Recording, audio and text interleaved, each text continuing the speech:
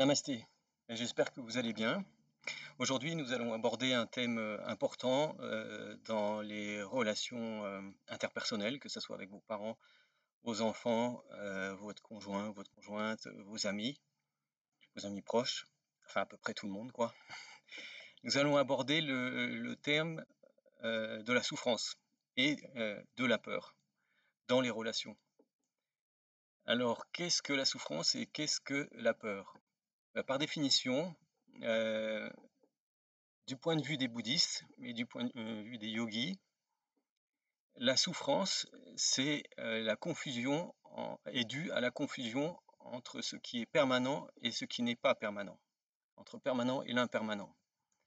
Qu'est-ce que le permanent? Le permanent, ça va être votre âme, le parcours de votre âme, qui, de réincarnation en réincarnation, se rapproche de, de la source et de sa dernière incarnation, où elle aura épuré toutes ses blessures, elle aura retrouvé, on va dire, le chemin de la maison, et elle pourra aller dans une autre réalité, suivre son chemin.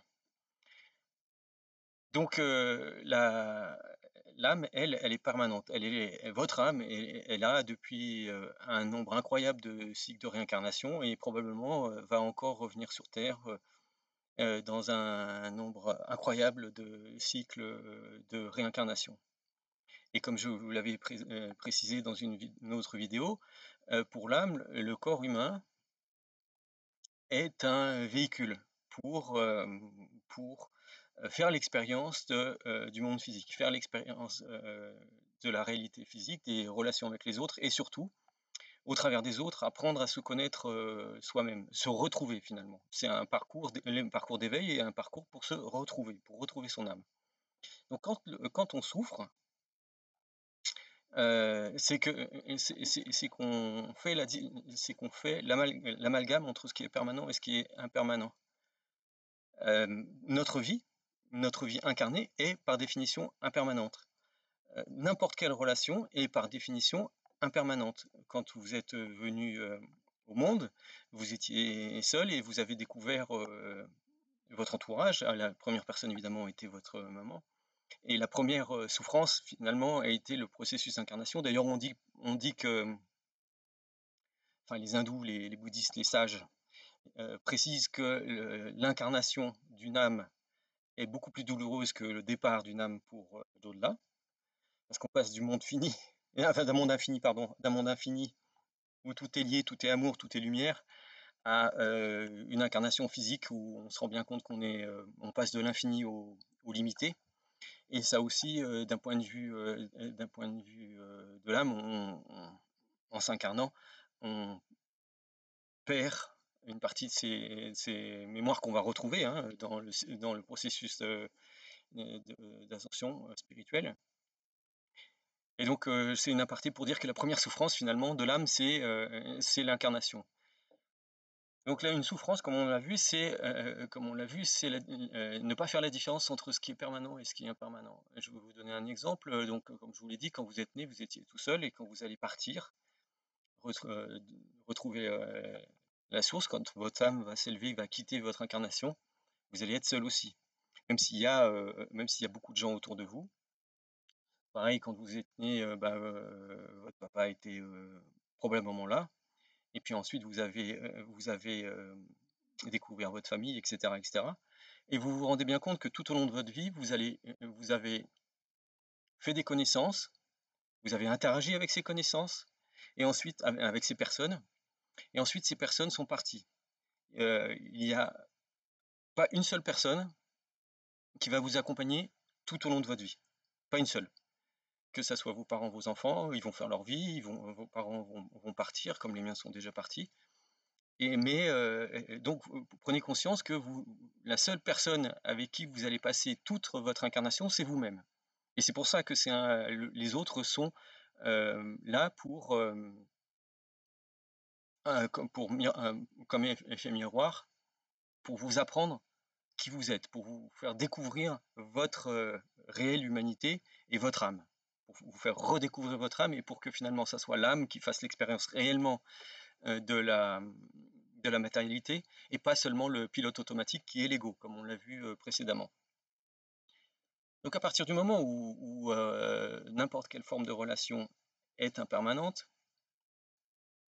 entretenir une souffrance quand cette relation s'arrête, c'est un non-sens d'un point de vue de l'âme. Par contre, c'est une réalité du point de vue de l'ego. C'est une réalité du point de vue de l'ego parce que comme dans n'importe quelle relation, quand on est en relation avec quelqu'un, on échange une partie de notre ego, on est dans une connexion égotique avec cette personne, et cette personne va nous apporter des choses, que ça soit perçu comme étant bénéfique ou pas. La perception du bénéfique ou pas, encore une fois, c'est une perception qui est liée à l'ego, parce que la réalité, c'est que toutes les interactions ne sont que des expériences de l'âme. Et donc, quand cette interaction s'arrête, on subit d'un seul coup une coupure dans cet échange d'ego, dans ce dialogue qu'il y a avec l'autre, et c'est souffrant pour l'ego. Parce que du point de vue de l'âme est connectée à tout. L'âme est connectée à tout ce qui l'entoure, à toutes les connaissances que vous allez faire dans votre vie, toutes les relations que vous allez faire dans votre vie, que vous allez avoir dans votre vie. L'âme est connectée aux âmes de ces personnes. Et il n'y a pas de souffrance. L'âme, pour les personnes les plus importantes, dans votre parcours d'élévation, avant l'incarnation, votre âme avait déjà décidé avec qui vous alliez vivre, dans quelle famille vous alliez aller, et les relations les plus importantes, celles qui sont finalement significatives en termes d'enseignement pour soi-même, pour retrouver le chemin vers soi-même, pour prendre la réelle mesure de qui l'on est, c'est-à-dire une âme incarnée, et faire vivre cette âme dans l'incarnation.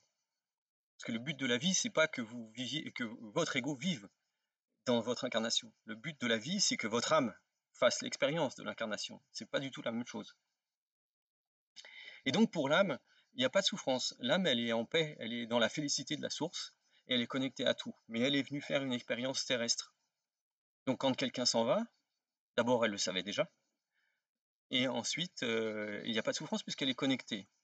Et par exemple, quand un être proche, quand un être cher s'en va, est-ce que vous cessez de l'aimer? Non. Le processus de séparation, le processus de souffrance et le processus de deuil, qui est normal, est un processus égotique où on va soigner la perte de cette connexion. Mais par contre, l'âme et le cœur, votre cœur, continuent d'aimer cette personne. Et quand vous pensez à cette personne, vous ressentez de l'amour. Alors évidemment, dépendant de qui c'était, à un moment donné, selon la personne, vous pouvez éventuellement ressentir aussi de la frustration, de la colère. Mais ça, c'est aussi lié à l'ego. Parce que comme je vous l'avais précisé, l'âme, elle est dans l'amour inconditionnel. Elle est dans l'amour. Comme la source, elle est dans l'amour. Et elle s'enrichit du contact des autres et elle retrouve au travers des autres âmes une connexion qui est similaire à celle qu'elle a avec la source, et donc c'est une connexion d'amour inconditionnel. Donc on se rend bien compte que quand une relation sentimentale s'arrête, votre âme, elle le sait, et elle n'en souffre pas. Parce qu'elle a appris ce qu'elle avait à apprendre, elle a compris ce qu'elle avait à comprendre, elle a vécu ce qu'elle avait à vivre. Mais vous, votre ego, si vous n'avez pas fait votre chemin d'ascension, si vous n'avez pas mis de côté votre ego va réagir, et vous allez souffrir, parfois beaucoup, parfois énormément. Mais c'est des souffrances égotiques, ce ne sont pas des souffrances de l'âme. L'âme savait que ça allait se passer comme ça. Et l'âme étant dans l'amour inconditionnel, l'âme sait que nous ne sommes pas destinés à enfermer quelqu'un dans une relation. L'amour inconditionnel, c'est la liberté d'être qui l'on est, de faire vivre notre âme dans cette incarnation, dans ce corps physique, mais la liberté aussi de laisser l'autre vivre ce qu'il a à vivre. Si à un moment donné, l'autre arrive dans votre vie, vous interagissez avec cette personne, vous apprenez, vous développez votre amour, vous développez votre conscience, vous développez votre prise de conscience sur qui vous êtes, sur qui elle est, sur ce qu'est le lien, ce que vous ressentez, ce qui est important et ce qui n'est pas important. Quand elle s'en va, soyez dans la gratitude de ce qu'elle vous a amené. Parce que ce que vous avez vécu avec cette personne sera toujours là. Et ce que vous n'avez pas vécu avec cette personne n'existe pas. Donc soyez dans la gratitude. Et si vous espérez que pour être heureux, cette personne doit revenir vers vous, là encore, c'est votre blessure égotique qui vous dit, c'est votre ego qui vous dit, pour être heureux, j'ai besoin d'une quelqu'un, j'ai besoin de cette personne dans ma vie. En gros, j'ai besoin de quelque chose qui est à l'extérieur de moi pour être heureux. Et c'est totalement faux. Comme on l'a vu, c'est totalement faux. Là, ce dont vous n'avez, quand vous retrouvez le chemin de votre être, de qui vous êtes vraiment, de votre âme, et que c'est votre âme qui prend le contrôle de l'incarnation et plus l'autopilote, plus l'ego, vous n'avez besoin de rien, vous êtes dans l'amour. Dans l'amour pour les personnes qui ont été dans votre vie, parce que même si à un moment donné vous avez pu percevoir que ces personnes vous faisaient du tort, vous causaient du tort ou vous ont fait souffrir, quand votre âme a repris le contrôle de votre vie, enfin le contrôle, a repris sa juste place, c'est-à-dire le pilote de votre véhicule terrestre et donc pas votre ego, vous réalisez que ces personnes vous ont, c'est grâce à ces rencontres, même si elles vous ont paru souffrantes, c'est grâce à ces rencontres que vous en êtes arrivé là où vous êtes aujourd'hui, à vous poser la question et à regarder cette vidéo. Donc ces personnes vous ont apporté quelque chose. Elles vous ont permis de grandir. Et vous constaterez que tout au long des cycles d'incarnation, quand vous ferez les expériences de vos vies intérieures, si jamais vous les faites, ces expériences, mais en tout cas par rapport à cette incarnation, par rapport à cette vie-là, vous réaliserez que toutes les relations que vous avez eues, qui ont compté, qui ont eu un impact, elles vous ont appris quelque chose. Et parfois, il peut s'agir d'une rencontre qui dure que quelques minutes dans une vie et qui va changer complètement votre perception de la vie. Donc par rapport à l'amour, la relation amoureuse et la relation des flammes jumelles, tant que vous êtes dans la peur de ne pas voir revenir votre autre, tant que vous êtes dans la souffrance de la séparation, de ne pas voir cette personne, vous n'êtes pas dans l'amour, vous êtes dans l'ego. Et tant que vous êtes dans l'ego, il ne se passera rien. Il ne se passera rien parce que le parcours de flamme jumelle est un parcours d'élévation spirituelle. Le parcours du flamme jumelle, c'est pas un parcours où deux personnes incarnées se retrouvent et puis s'aiment profondément. C'est pas ça. C'est un parcours où deux âmes incarnées se retrouvent et s'aiment de manière inconditionnelle, en dehors de l'ego, en dehors de toute considération égotique. Et donc, de ce point de vue-là, l'adage « loin des yeux, loin du cœur » n'existe pas, puisqu'on est toujours connecté à son âme jumelle. On est toujours connecté. On est toujours en amour. On ressent, au niveau du chakra du cœur, on ressent toujours de l'amour pour cette personne, pour cette incarnation, pour cette âme qu'on a reconnue, pour cette autre partie de nous-mêmes que nous avons reconnue. Et nous devrions être en gratitude de l'avoir rencontré dans cette incarnation, parce que ça veut dire d'une part que vous êtes probablement une vieille âme et que vous êtes vers la fin de vos cycles d'incarnation, donc vous allez retrouver bientôt la source, peut-être à la fin de cette incarnation vous retrouverez définitivement la source, ou peut-être quelques incarnations plus tard, mais en tout cas vous êtes une vieille âme qui a déjà vécu énormément de choses. Donc si vous avez déjà vécu énormément de choses au niveau de votre âme, ça veut dire que vous avez eu énormément de relations, que vous avez eu énormément de séparations, que vous avez vécu énormément de souffrances, énormément de joie. Vous avez expérimenté énormément de choses pour arriver à réaliser aujourd'hui, peut-être au travers de cette vidéo, que l'amour véritable ne fait pas souffrir. La souffrance n'existe pas dans l'amour. L'amour n'est pas souffrant. Le véritable amour, celui que vous portez à quelqu'un de manière inconditionnelle, n'est pas souffrant. Que cette personne soit là ou pas, ça change quoi? Vous l'aimez. Vous l'aimez vraiment et vous souhaitez son bonheur. Et bien sûr, quand vous pensez à elle, à cette personne, vous lui envoyez vous lui envoyez de l'amour. Vous lui envoyez pas votre souffrance en disant, «Tu me fais souffrir, reviens». «Tu me fais souffrir, reviens», c'est l'ego qui dit ça. C'est pas votre âme. Vous n'êtes pas dans l'amour. Bouddha disait qu'aucune vie ne nous appartient. Et c'est vrai. Nous sommes incarnés, nous sommes des âmes incarnées qui expérimentons l'amour et la liberté. La liberté est une composante essentielle de l'amour. À partir du moment où vous dites j'ai besoin de, vous n'êtes pas dans l'amour. À partir du moment où vous dites je veux que, vous n'êtes pas dans l'amour. À partir du moment où vous dites ça me fait mal que, je souffre parce que, vous n'êtes pas dans l'amour. Et souvenez-vous, quand vous souffrez, posez-vous toujours la question qui souffre? Pourquoi je souffre? Qui souffre? C'est mon ego qui souffre. C'est mes apprentissages égotiques qui souffrent. C'est la confusion entre le permanent et l'impermanent. Libérez-vous de ça, acceptez ce qui est, acceptez l'instant présent, acceptez ce qui est, et soyez dans l'amour pour tout ce que vous avez vécu, et dans la gratitude pour tout ce que vous avez vécu.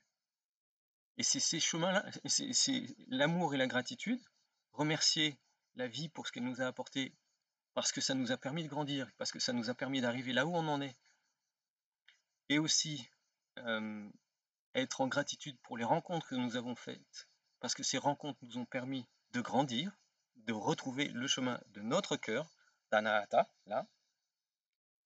C'est le seul moyen de trouver la paix et la sérénité et le bonheur à l'intérieur de soi. Vivre dans l'amour à l'intérieur de soi, ça sera à ce moment-là vivre dans l'amour pour tout ce qui est autour de vous, y compris votre flamme jumelle. Et votre flamme jumelle le sentira, puisque nous avons un lien énergétique, comme vous le savez, entre âmes jumelles, entre flammes jumelles, nous avons un lien énergétique qui ne peut pas être brisé, puisque nous sommes, entre guillemets, deux âmes, enfin une seule âme qui est séparée dans deux corps, comme je vous l'ai dit. Donc ce lien ne peut pas disparaître. Alors soyez dans la gratitude infinie pour avoir retrouvé votre flamme jumelle dans cette incarnation.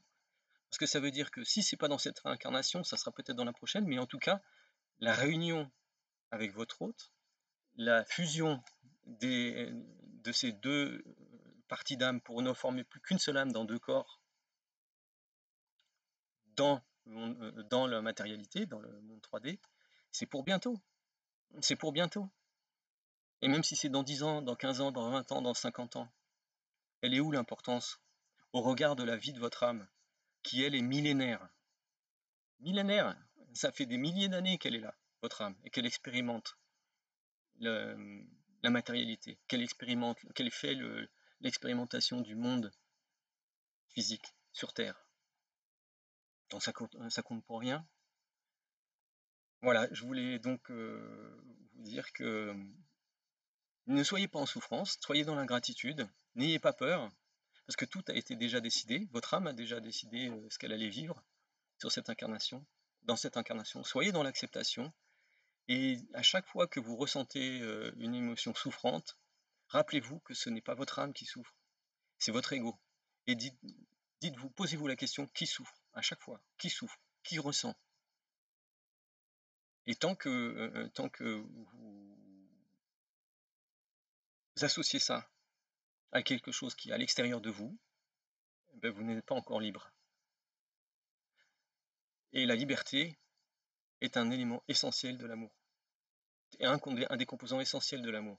Donc, pour retrouver votre autre, pour que votre autre trouve le chemin de la maison, comme on dit, et vice-versa, il faut être dans l'amour absolu, inconditionnel, dans la gratitude et dans la paix, soi-même. Parce qu'on n'attire rien, on n'attire personne avec la peur, on n'attire personne avec la souffrance. J'espère que cela vous a éclairé et je vous souhaite le meilleur. Namasté.